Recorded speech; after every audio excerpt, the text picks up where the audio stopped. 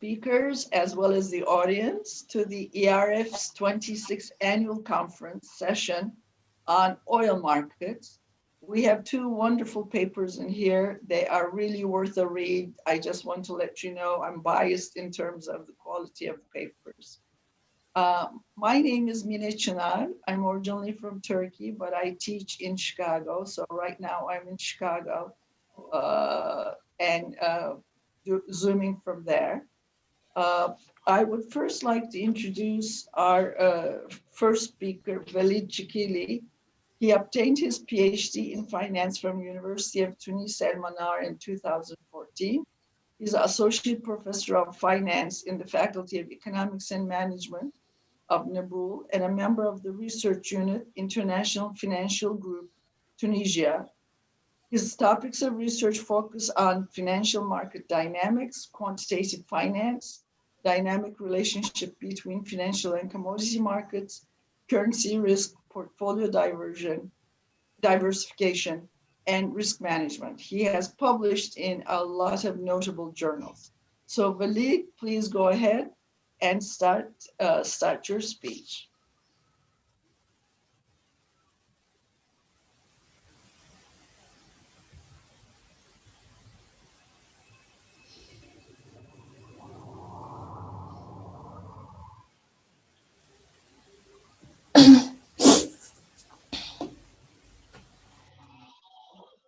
Thank you.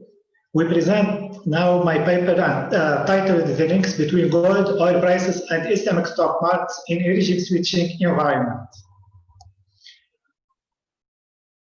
Outline of the presentation. First, the introduction, literature review, methodology, data, empirical results, and finally, conclusion. In this paper, we investigate the relationship between Islamic stock market and commodity market, namely the crude oil market and gold market for normal period and turbulent period. The main objective of the paper is to verify the financialization process of the crude oil market through the analysis of the correlation between the oil and Islamic index price, and secondly, to test the role of gold as a hedge and safe haven for oil and Islamic stock market movements.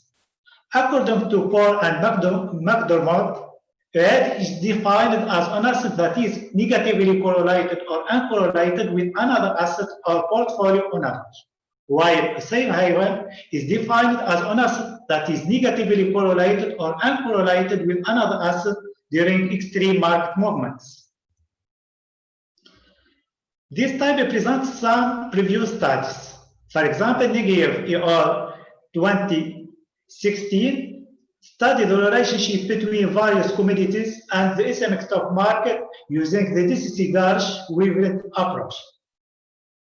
They conclude that the correlation between the two markets is time varying and high volatile, and the benefits of diversification vary through commodities.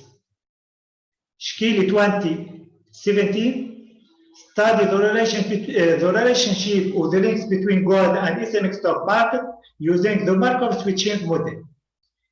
His results show that gold can serve as a hedge and safe haven for extreme Islamic market conditions.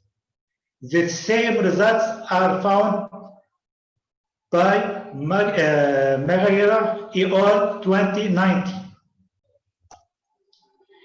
In this study, we used two approaches. We used firstly the VAR vector autoregressive to test the relationship between the three markets for the whole periods. Each variable is a linear function of its own lag values and the lag values of the two other variables. And in second step, we use the Markov switching MS-VAR to investigate the relationship between the considered market for normal and turbulent or volatile period. For the data, there is three markets: the Islamic stock market, Dow Jones Islamic World Market Index. For the crude oil market, we use the WTI prices, and for the gold market, the gold prices. The period spans from 1996 to 2018. Table 1 presents some descriptive statistics, namely the mean, standard deviations, K1/K2s, and the ADF test of stationarity for the return series for the different markets. And figure 1 presents the evolution of the prices and the returns for Islamic stock, oil, and gold market for the period under investigation. From the table, we can conclude that the Islamic market is the most profitable. It exhibits the highest average return, while the oil market appears as the most volatile market, while the gold market is the most stable as measured by the standard deviations. This K1/K2s of and Jark-Berra tests reject the near equal test of normality. And finally, the augmented decay test results indicate that all the return series are stationary and at convention level. For the results of the two approaches, we start with the VAR model results. Table 2 presents the results for the model.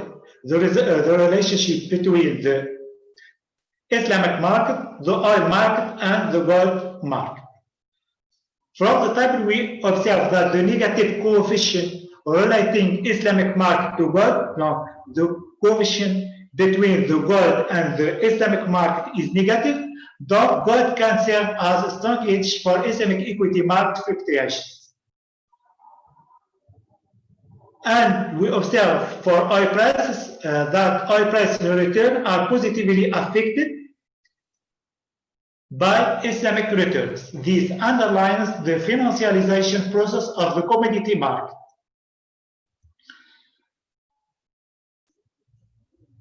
For the Markov switching model, the results are presented in table 3.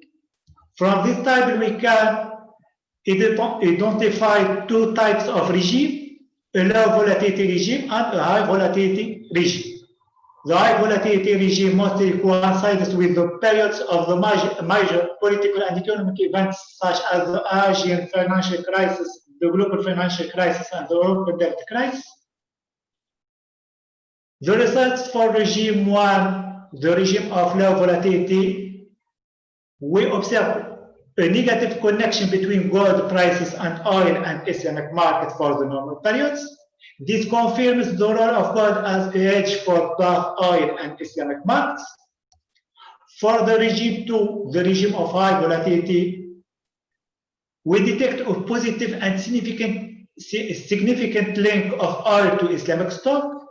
This interdependence confirms the financialization mechanism of gold back, while the negative and significant link between Islamic index and gold price suggests that gold can serve as a strong safe haven during extreme Islamic stock market conditions.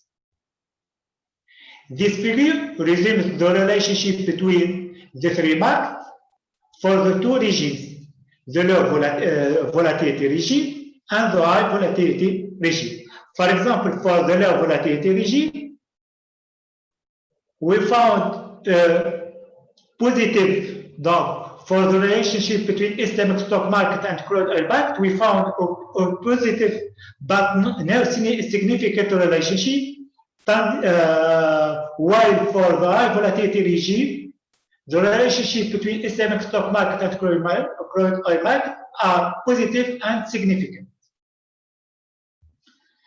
From this figure, we conclude that the links between commodity and Islamic stock market varies through the regime and across markets. The major conclusion provided is the process of the financialization of crude oil market with the reference to the links between oil and Islamic stock markets. This result has several implications for Islamic investors who want to share his wealth among several assets in order to reduce the risk of their portfolio. The negative links between gold prices and Islamic markets offer a better diversification opportunity given that gold can act as a strong hedge and safe haven against Islamic stock market volatility. The findings of the paper can be summarized as follows. The relationship between the considered markets varies across the different regimes of volatility. We find a positive relationship between oil and Islamic market. This confirms the process of the financialization of the crude oil market. We reveal that gold can serve as a hedge and safe haven for Islamic stock market movements. These results have several implications for Islamic investors in regards to portfolio diversification and hedging strategy of their investments. Thank you. Thank you for finishing and your presentation, Willie. I just want to remind the audience, if you have questions, please put it on the chat so that we can, after the discussions are over and the authors have replied, they can then reply to your questions. I am also the discussant for this paper, so I'm going to read it through for you, and then we'll go on to the second presenter. This is a very good paper, and it looks at the relationship between risk hedging alternatives to Islamic financial markets, asset classes being gold and crude oil, and the years are between 1996 to 2018. Literature part of the survey is very good in terms of looking at what was previously published, and this paper looks at the relationship between gold and crude oil and Islamic stock markets when there are a lot of external shocks. Between parentheses, as you know, we're now living through a huge external shock of COVID-19, but of course, this is before that, 2018. The author then applies Markov switching processes to test for hedging alternatives during the normal and during volatile regimes. Data used are weekly closing prices from Dow Jones Islamic Market Index, gold, and the West Texas Intermediate crude oil from International Data Stream, Federal Reserve Bank, and EIA databases. The results are all tabulated well, and they show that gold is a strong hedge for Islamic market volatility during both low and high regimes, and can be used in portfolio diversification. The paper is very good, and it's easy to read. As a discussant, of course, I have to, as a reader also, I have to say what I can to improve the paper. The paper does not say much about the relationships between Islamic financial markets and West Texas Intermediate crude oil prices. The reason I'm saying that is the correlation coefficient of returns on crude oil and on the Islamic stock market is not high. It's around 0.19. In other words, it's not a high correlation. So it would be interesting to add this finding to the paper as to, besides gold, how the relationship goes between these two. The emphasis only on gold versus the Islamic stock markets and how gold is a good hedge. In general, the paper is well done. Steps of analysis are explained well, and the research does contribute to choices for portfolio constructions. So thank you, Walid. We're not going to go to our second speaker, Naima, and I'm going to introduce her. And afterwards, both Walid and Naima will have a chance to reply back to me, and then I will look at your questions on chat. So audience, please put your questions in. Naima Bentour is a PhD student and an assistant professor at the Institute of Economics, Commerce, and Management Sciences at Ain Tamushen University, Algeria. She is a member of the research team entitled Advanced Research in Finance and Actuarial Sciences at Laboratory of Markets, Employment, Simulation, and Legislation in the Maghreb countries at Ain Tamushen University. Naima, the floor is yours. Thank you. Thank you so much, madam.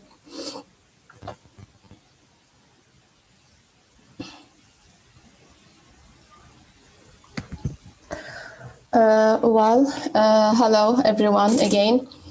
As a part of the conference's field, our paper entitled today by proposing the method to predict the break-even oil price for hedging and financial sustainability in oil exporting countries, an empirical study in Algeria using the Black Shoes model.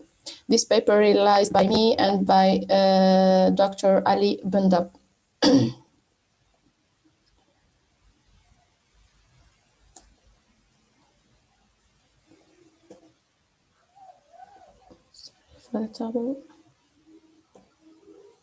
Okay. The outline of our paper are: first, we will start by introduction, our motivations for this contribution, some literature review, data and methodology, and finally we have the main results. As an introduction, we aimed on this paper to propose a new method or a new way, scientific way to predict the break-even oil prices using the benchmark model, which is the Black Shoes model. This model, we used to use it in to pricing to detect or to predicting the option prices.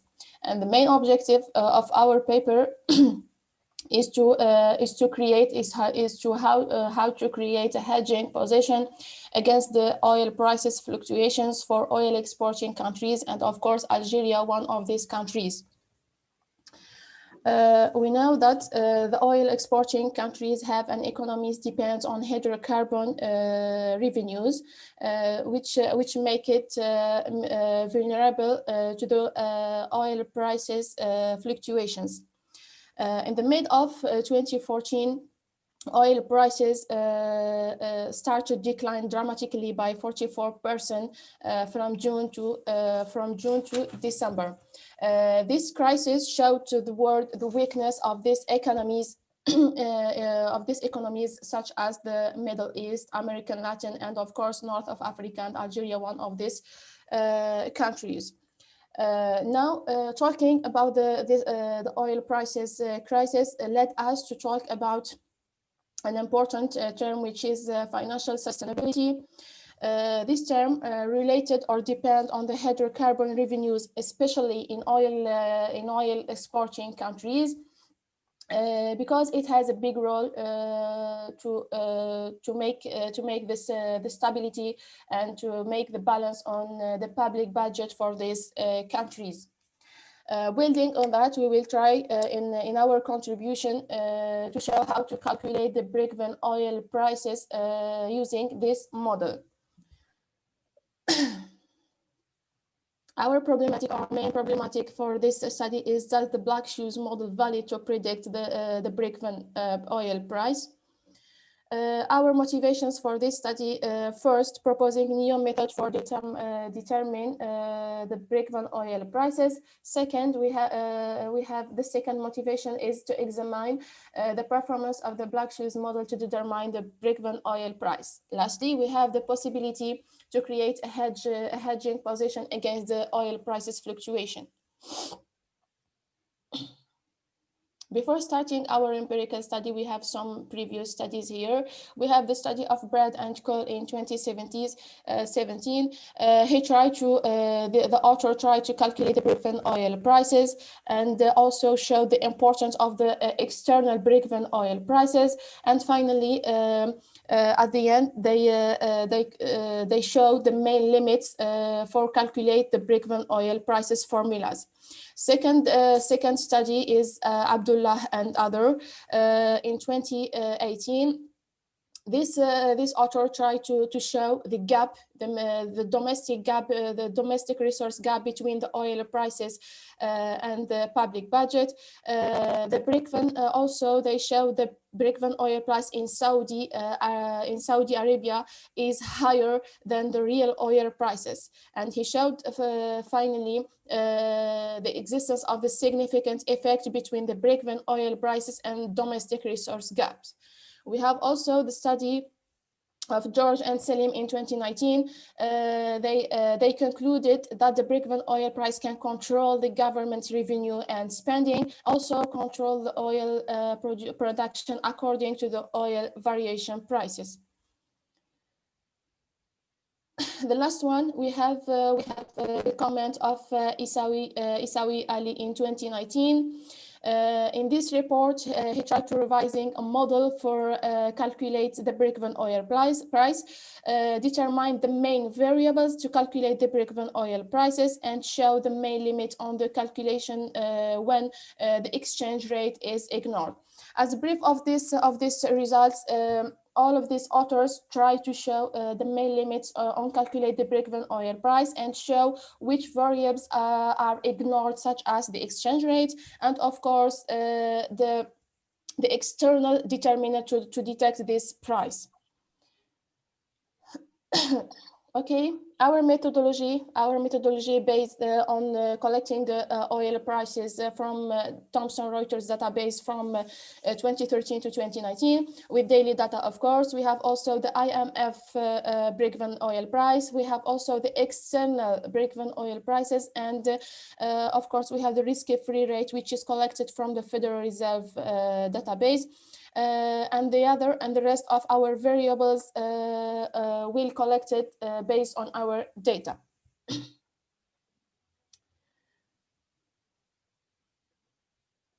We spoke about that we will use the black shoes model to predict the break-even oil prices and this model. So as we know, we have in the options we have two types: call options and put options. So here we have two formulas under this models. The break-even oil prices under call options equal the premium of the call options plus the strike price. The break-even oil price under the put options under this model equal to the strike price minus the premium of the put options. The variables of our study is firstly we have the historical oil prices, external break-even prices, the IMF break-even oil price, interest rates, reference and the referential or the break-even oil price depend on public budget, Algerian public budget. Here, starting our empirical study, the first figure showed us the fiscal break-even price for some oil exporting countries in the Middle East and North of Africa, and Algeria one of these countries. We can see here that Libya, Iraq and Iran have the most higher break-even oil price, and we can explain that because of the Arab Spring effect and the risk premium. Algeria also has a higher break-even oil price according to this database, starting from the 2014, which is the date when the oil crisis started. Here we have the second figure show us the volatility of oil return during the period of our study. We can note that the oil prices, the main peaks of the oil prices started from the mid of the 2014. Here we have the main. The main table of our study. The presentation of different break-even oil prices types. During our study from 2013 to 2019. In the first column, we have the black shoes fiscal break-even oil prices under our model. This is our result. Secondly, we have the fiscal break-even oil price under IMF database. We have also external break-even oil prices, fiscal break-even prices in Algeria, which is we get it. We collect this data from the public budget of Algeria, and we have last column oil prices average.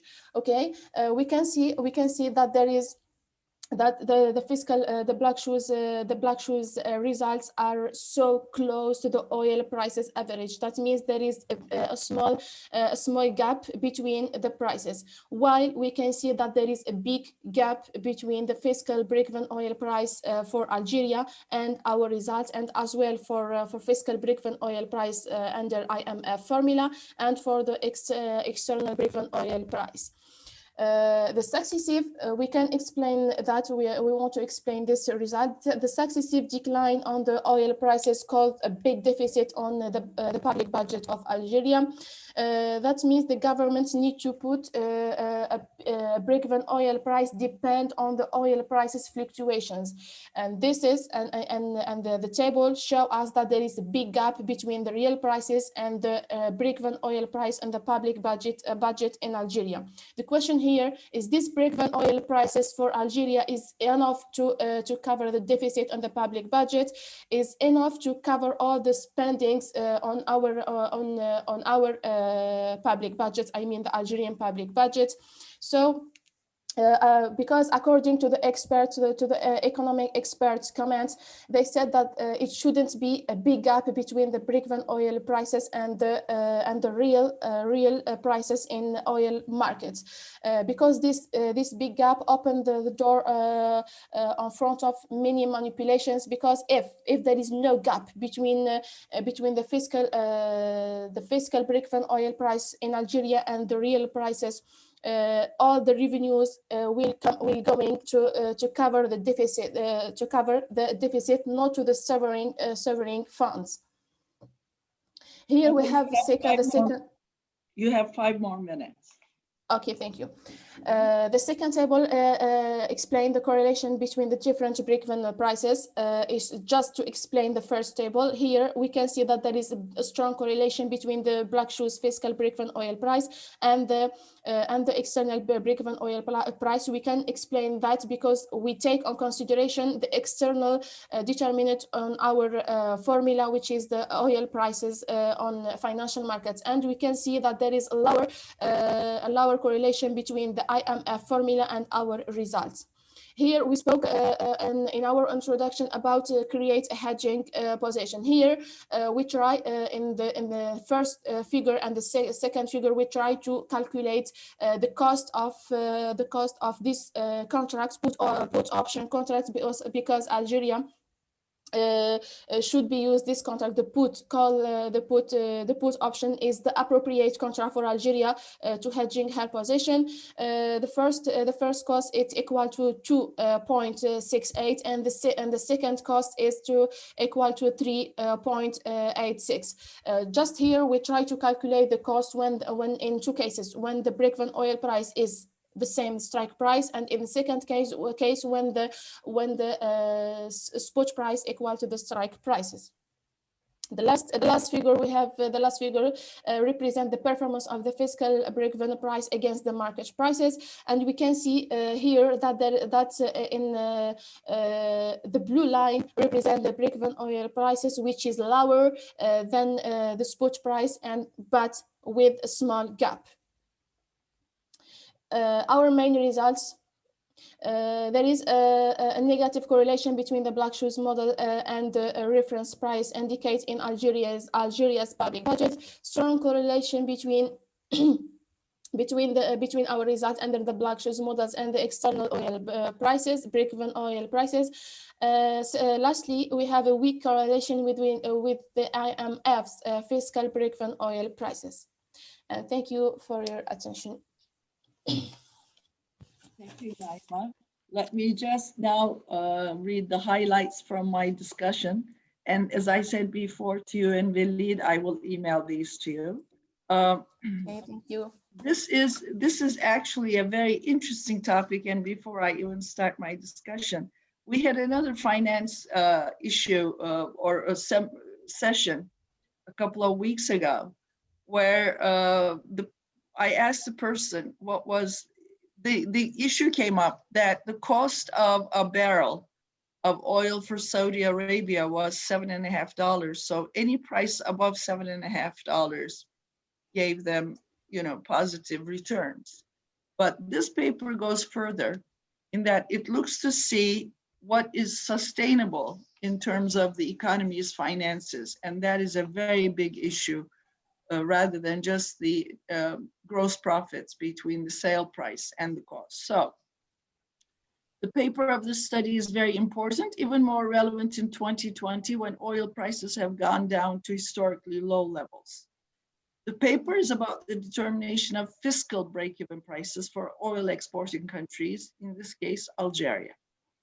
What is fiscal break-even oil price? It's defined as the minimum price per barrel that the country needs in order to meet its expected spending needs to balance the budget. In other words, government spending. The Yes, external I can't catch your question. Can you please repeat it? It's not a question. I'm just reading my discussion, Naima. Okay, because it's not clear. Thank you. Thank you. Oh, sorry about that. I'm just reading. You will have a chance to respond back later, of course. Thank you. Okay. The external break-even price is the price per barrel to cover imports and have a current account balance of 0. In other words, one looks at the government budget, the other one looks at the balance of payments.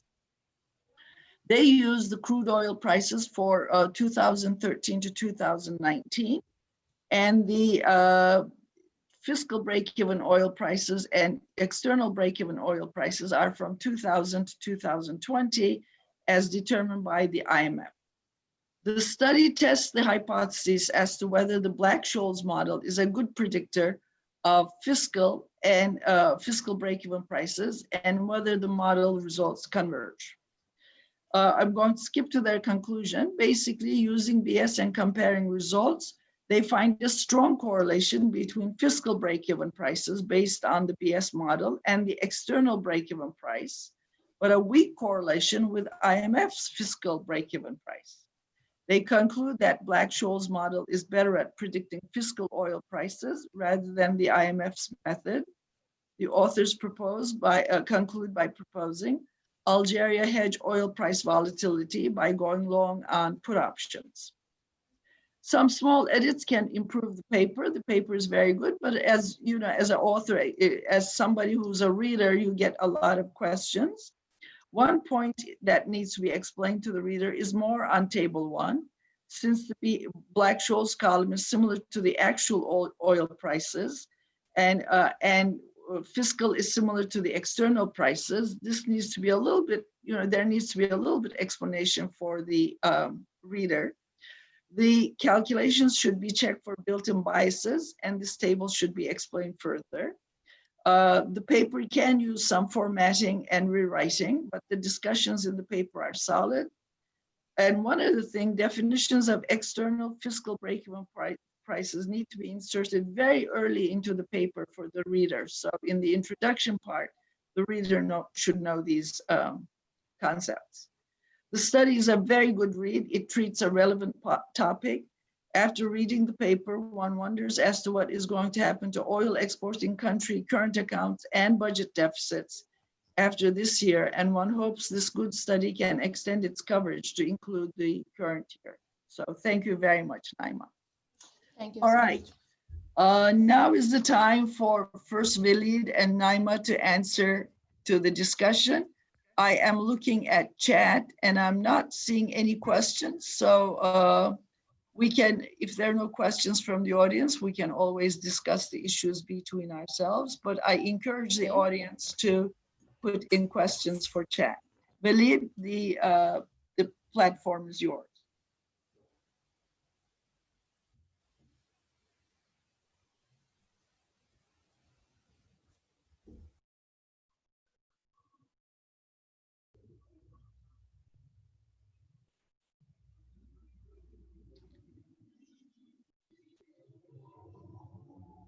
Walid, would you like to respond or say something?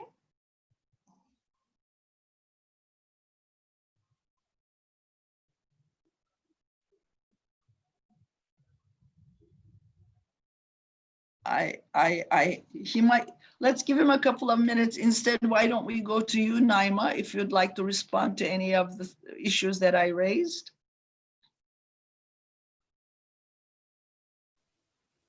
Thank you. I would like to start by the first figure in our empirical study. The first figure starting from 2000 till 2020, and our study, the period of our study is between 2013 and 2019. We chose this period for our study. Just we focused on the period of the crisis. As we know, that the last crisis of oil prices started from the middle of the 2014. So the figure is just for show the variation of the break-even oil prices on the countries, and showed where is the main peak of the break-even oil prices on all of these oil exporting countries, starting with, as I said, 2014. We choose this model. We choose the black shoes model. This model is applied to pricing the options contracts. When we say options give us options. So here Algeria, here as an oil exporting countries, it hasn't any choice just to sell the oil with according to the oil prices in oil markets. So if Algeria follow this model, it will be a choice to arrange or to hedge her its position against the fluctuations of the oil prices. So here I said before, in options contracts we have two types: call options and put options. Here, Algeria, as an exporter for oil, the appropriate contract is to buy a put options, okay, to hedge her position. And we showed in the last two figures how to calculate the cost of these options, because each option have a premium, call options or the put options. Here, the last comment, I think we showed that there is a strong correlation between our results under the black shoes models and the external break-even oil price. The main explanation of this is that the black shoes models take on consideration the oil prices from the international oil markets, while the IMF formula, why there is a weak correlation between our results and the IMF prices, because the IMF formula doesn't take the external determinants, which as the oil prices, and also the exchange rate is ignored. So here in our model, we just try to put as much as we can of the variables to predict a break-even oil price which is near to the real prices on the markets, and try to minimize the gap between the two prices. Thank you. As I said, the topic is very important. It's not just the gross profits on costs and sale prices. And this year it has been a wild year. There was, for a week, there was negative oil prices where the ships carrying oil had to pay to get the oil off the ships. To get the, which is incredible. And it's very volatile. Very volatile. So the topic is really very good. Walid, can you unmute yourself so we can also hear from you? Thank you. Thank you very much. So both these papers are I find them very relevant. Very frankly, it scares us in general as economists to think about what can happen to countries who rely on oil revenues as their main government revenue stream, as well as, of course, the balance of payments, which you'll look at, Naima, and how to work out of a crisis. Now, some have asset funds, so they can liquidate them, but most don't have this. And we're looking at major crises if the prices of oil are way below what is sustainable for the economy to run. I'm looking at chat here, there's nothing. And Walid, for your paper, you know, gold prices have just gone up and up and up.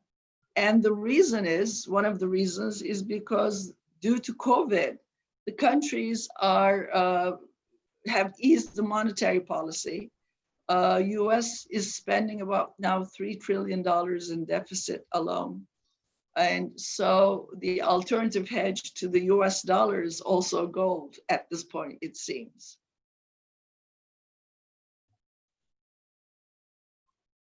This question? No, I'm just asking for a discussion, your comments on the gold and the Islamic stock markets. The Islamic investor can use the gold to hedge their investment. Given that the price of gold is not affected by the crisis. During the period of crisis, the stock market index decreased while the gold prices increase. In this context, the investor should integrate gold in their investment to reduce the risk of the portfolio.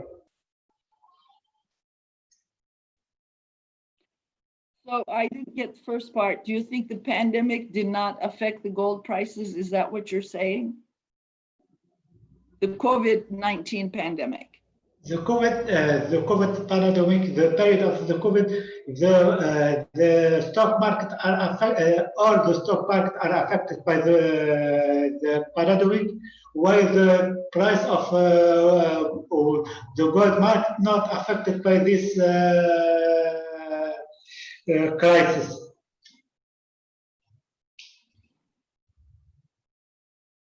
I suppose it's because it comes down to the alternative hedge and the fact that both the European Union and the US, as well as Britain, has gone into an easy monetary policy, along with a lot of countries in the Middle East and North Africa. It seems like our audience does not have any questions, so I think I'll just open it up for concluding remarks from Naima and to Walid, and then conclude the session. Naima, any concluding remarks from you?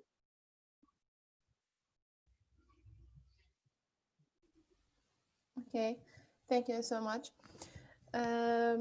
We tried in our contribution to make the formula of calculate the break-even oil price best and take on consideration the main limits.